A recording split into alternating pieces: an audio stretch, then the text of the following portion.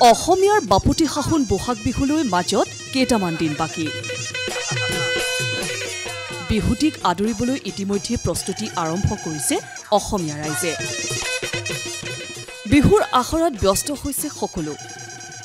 ঠায়ে ঠায়ে অনুষ্ঠিত হৈছে বিহু নাম বিহু নাচ ঢোলবাদন আদিৰ কৰ্মশালা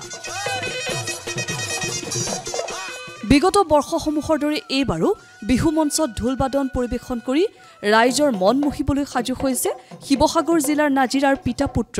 ডক্টৰ বিদ্যানন্দ বৰকাকতি আৰু অৰিয়ন প্ৰিয়ম বৰকাকতি বৰ্তমানে দুয়োৱে আৰম্ভ কৰিছে আখৰা অসমৰ ভিন্ন প্ৰান্তৰ বিহু মঞ্চত উজাপালি প্ৰদৰ্শন কৰি সমাদৰ বুটলিবলৈ সক্ষম হোৱা পিতা পুত্ৰই এইবাৰ অভিনৱ পদক্ষেপ গ্ৰহণ কৰিছে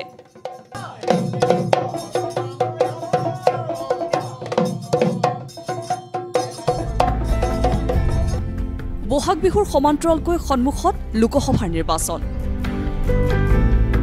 দেশৰ সাধাৰণ নিৰ্বাচনৰ প্ৰতি লক্ষ্য ৰাখি ঢুলীয়া পিতা পুত্ৰই এইবাৰ এটি বিশেষ গীত নিৰ্বাচন কৰিছে নিৰ্বাচনত ভোটদাতাসকলৰ মাজত সজাগতা সৃষ্টিৰ বাবে বিহু মঞ্চত এইবাৰ দুয়োৱে উজাপালিত পৰিৱেশন কৰিব সেই বিশেষ গীত যে শুনিওক সৰ্বজন আমাৰ বচন কেনেকৈ ভোট দিব লাগে শুনা সৰ্বজন নিৰ্বাচন জনসাধাৰণৰ গণতান্ত্ৰিক অধিকাৰ বিদেশীয়ে নাপায় জানা তেনে অধিকাৰ নিৰ্বাচনৰ দিনা ভোট গ্ৰহণ কেন্দ্ৰলৈ আহিবা 7 বজাৰ পৰা তুমি শাৰী পাতি ৰবা প্ৰথমজন বিষয়ে তোমাক চিনাক্ত কৰিব দ্বিতীয়জন বিষয়ে তোমাৰ আঙুলিত চিয়াহী লগাব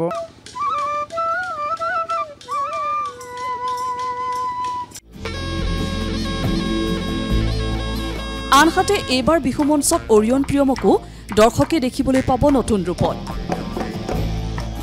ঢোলৰ উজাপালি পৰিৱেশন কৰাৰ লগতে অৰিয়নে পৰিৱেশন কৰিব বহুকেইবিধ থলুৱা বাদ্যযন্ত্ৰ